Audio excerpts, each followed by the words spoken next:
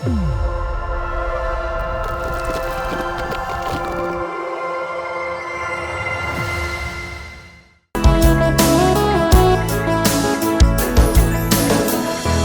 it on. Hannah Hafte. I know your dad since I was 18, and I love him very much. And that wrapped off. I love the family. I love you guys so very much. The more I know you, the more I figure out that you have so beautiful heart and a very sharp brain. You have a lot to share to our community. That's why I wanted to invite you for an interview. So first and foremost, I would like to say thank you on behalf of Frey Productions. So before we continue, can you please introduce yourself? Sure. So I'm Hannah. 25. I was born in Australia, in Sydney.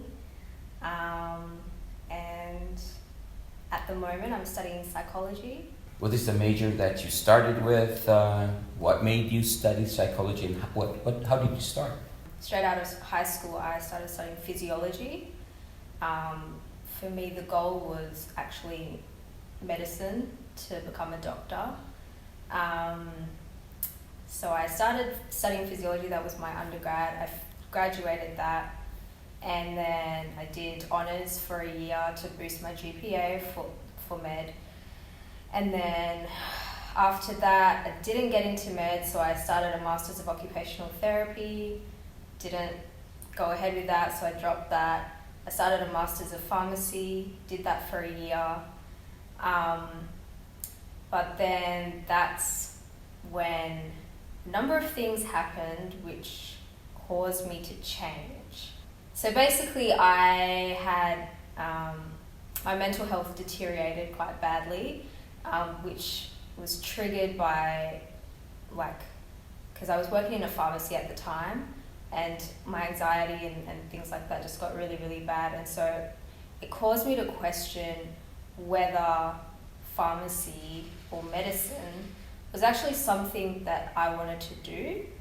And I'm actually very grateful for that kind of, it was like a blessing in disguise, because it really, if that hadn't happened to me, like with my mental health deteriorating, I probably would have just continued with it.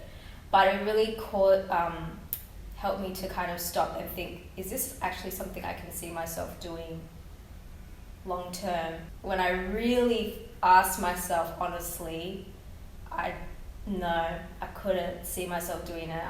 I was good at it, like I was getting, really good grades, and I had the skills and I could do it, but I didn't enjoy it, and it was more of mainly family pressure to do so. I mean, my dad, like I said, my dad's a doctor, my mum's a nurse, so that's all I've known my whole life is like this health science kind of thing. And my whole life, I was basically brought to believe that, I'm going to be a doctor just like my dad. Everyone's like, oh, you're going to be a doctor just like your dad, and so just growing up, it's just doctor, doctor, doctor, doctor. And just like, even in the Habesha mentality, unless you're a doctor, lawyer, engineer, or whatever. And I think if I was being truly honest, looking back over the years, I had this unsettled feeling that this wasn't, I didn't really care about it. It was just doing it because it's a stable job, it's looked good upon, and it's prestigious, or just something that's, looked at as successful. But that's when I decided to take a year off and try different things, and actually for the first time ask myself, what does Hannah want? What is she good at? What is she gifted with? What can she contribute with her unique talents? And many people struggle to find what they're created for. What are they good at? How did you try to, and what you're studying now, psychology, is that yours really, or you may change it in due time?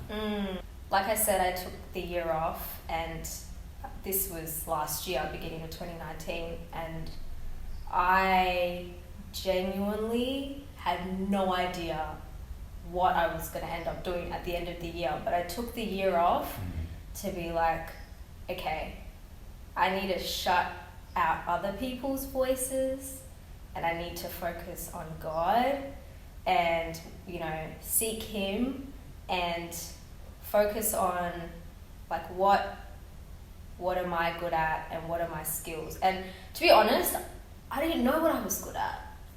Like you'd think at 24 you would know yourself, but when you've gone through school and education and that's all you know, you haven't really had much experience trying new things out there in the new world. It's like they don't prepare you really for the real world. You have to discover it yourself.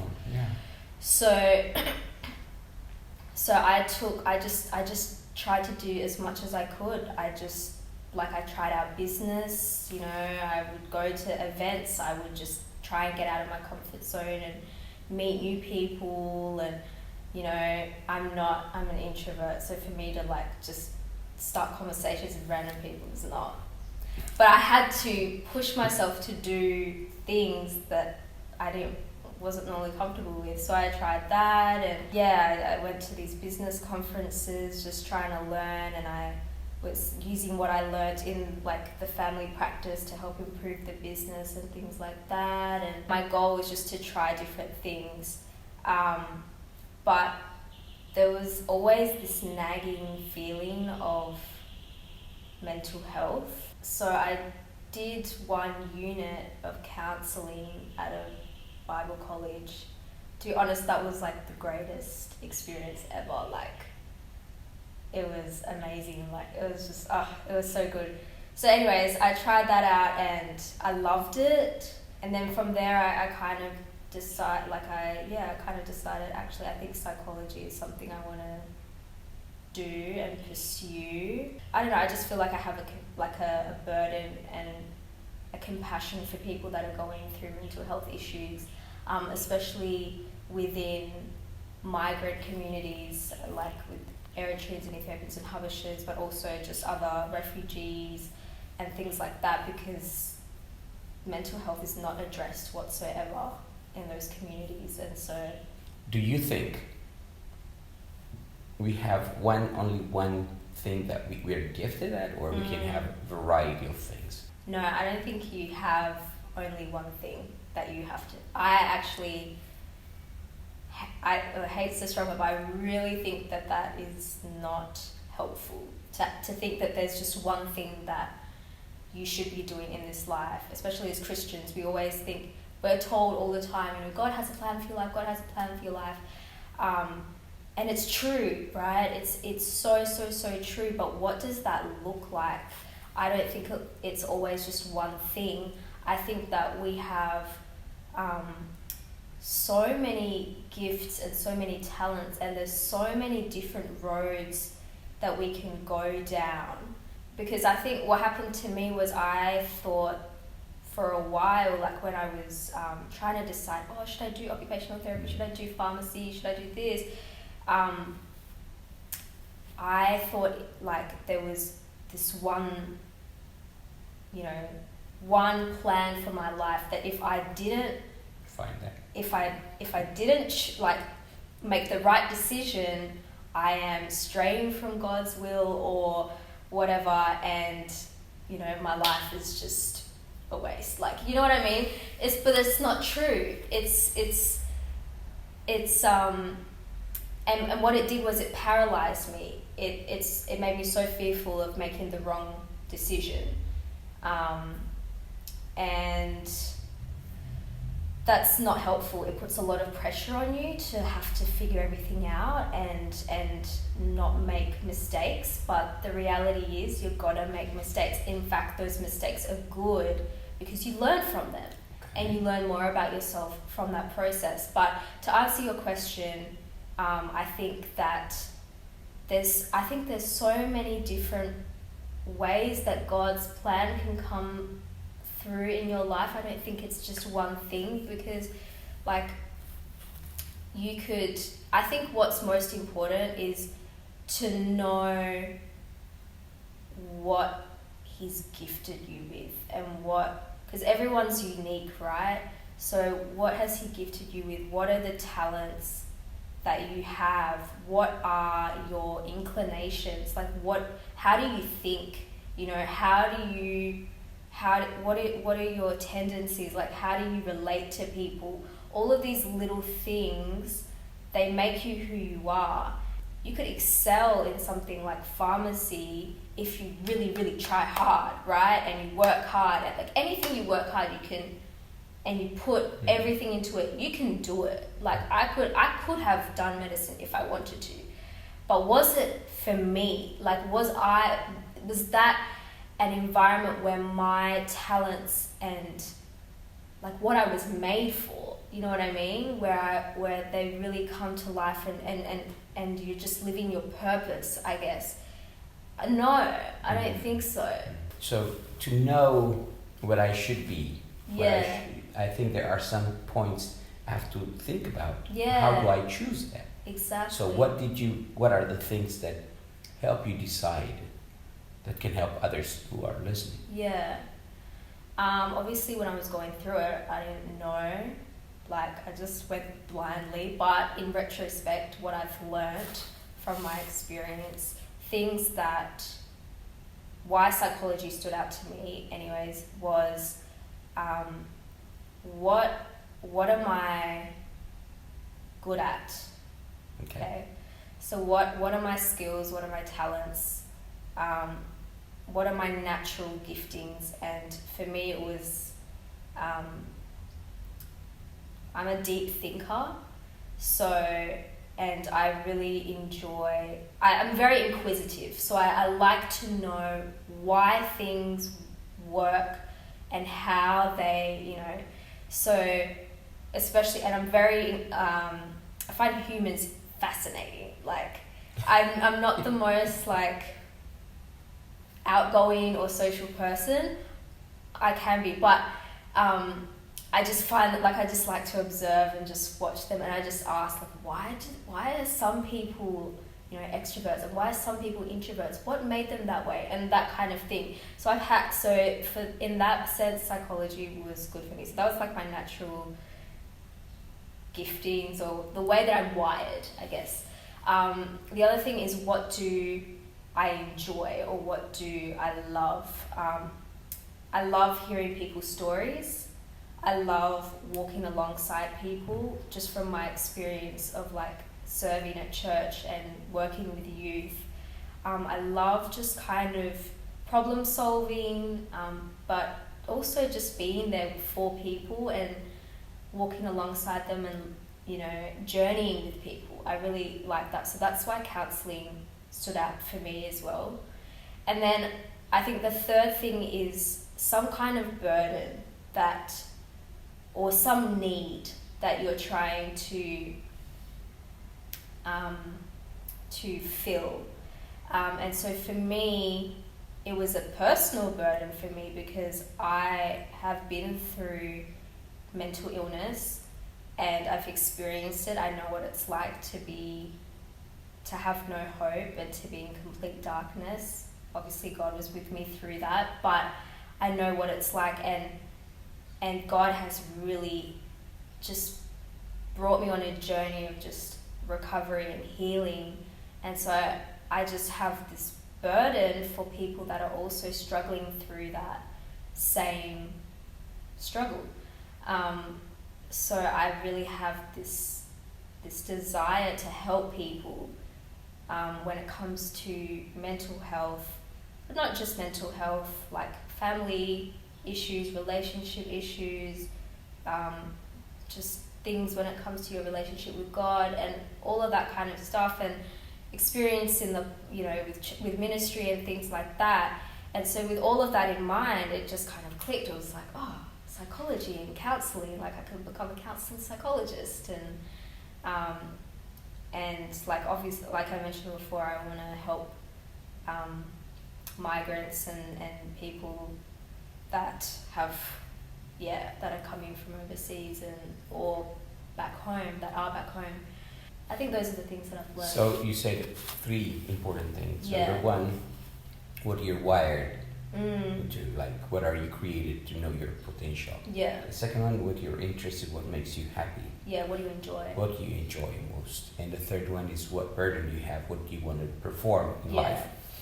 Now, understand you said you told us that you were born and raised in Australia, and your burden is to help your Habesha community. How did this burden come?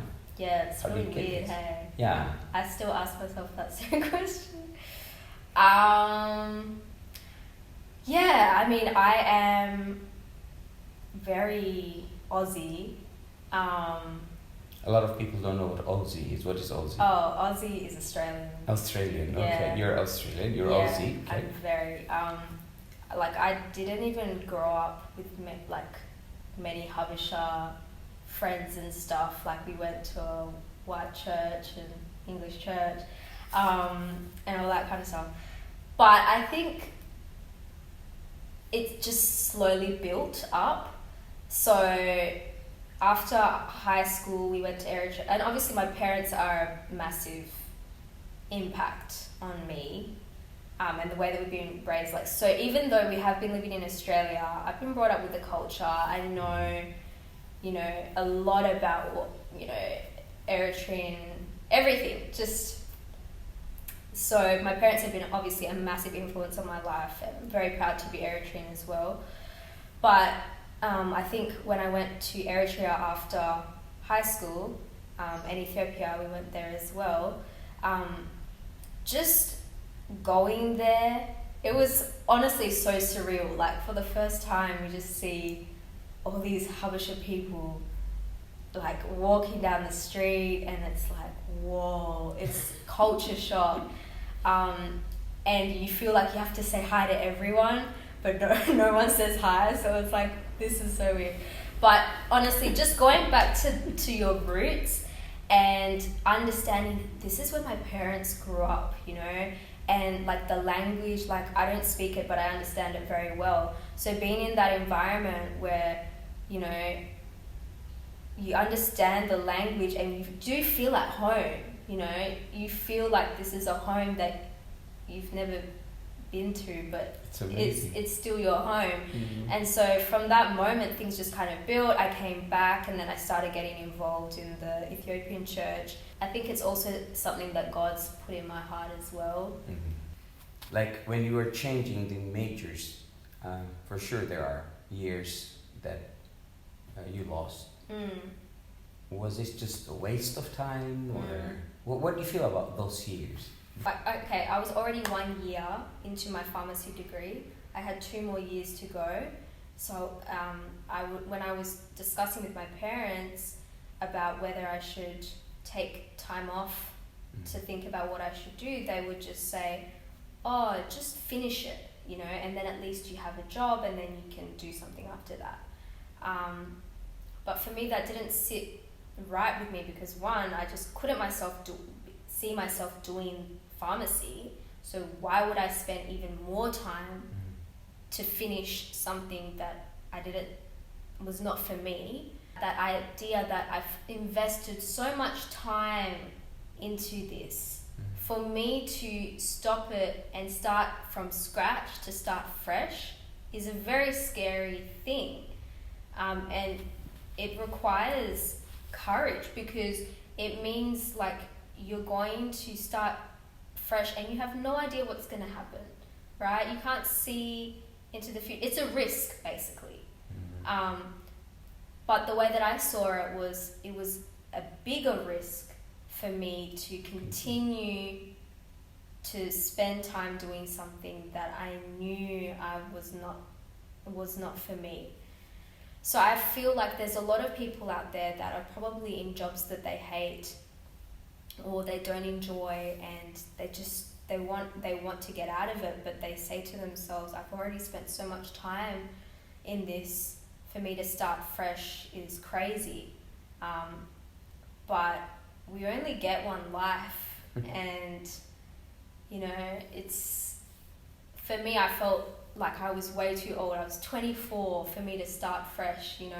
All of my friends are working and they've moved over state, interstate or whatever. But for me, it was kind of recognizing, you know what, like everyone has their own journey, everyone has their own time, the times that they achieve things, you know, whether it's marrying early, marrying late, having kids early, having no kids, whatever. And so I think I had to break out of those societal expectations that I have to have this by this amount of time and be married by this amount of time, or this by this. So, and actually just trust that God's got me. You know what I mean? Like, and this was actually a step of faith for me to actually step out into the unknown.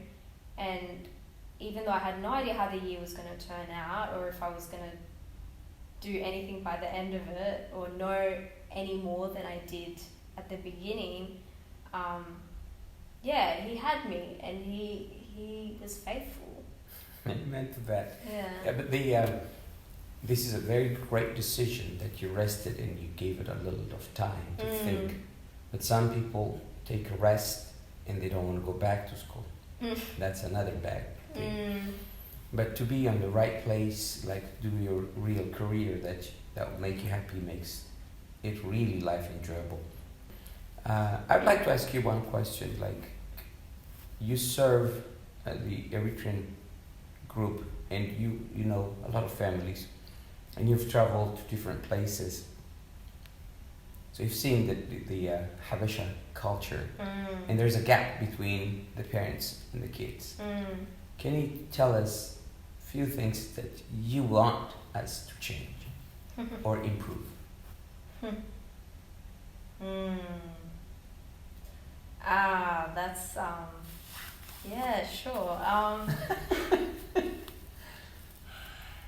You know, your parents come here and they have to start fresh, and they have their own culture, and you're born here and you are in between two cultures, right? Because you've got this Eritrean identity, you've got this Australian identity, and you're trying to figure out your own identity in the middle of that. But what I did want to say was that we need to have a relationship with our parents.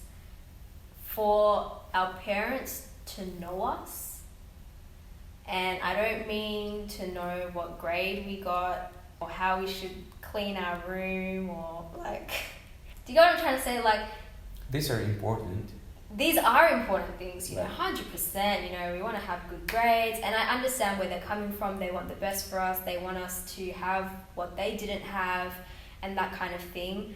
But what I am really noticing is there is a massive disconnect between parents and their children. And what I'm learning, especially in psychology, is, you know, those years as a child, growing up and adolescent, and your development is so crucial for your development into becoming an adult. And so when those needs, those emotional needs, those, you know, that connection with your parents is not there, it can really have an impact on you when you grow up. So from my experience, I just feel like it's so important to have your parents listen to you and spend time with you, like go out and see a movie together, or go and get ice cream together and hang out and spend time together and talk about life and how is your day, and but not only ask questions like how was your day and then go off, but like actually listen and make eye contact and hear your heart, and, you know, hear what's going on with you, your worries, your fears, and just to know you as a person. Like, I feel like a lot of parents don't really know their kids, but I think that's also, it's not just in Habesha culture, it's something that's among many cultures that is an issue. But yeah.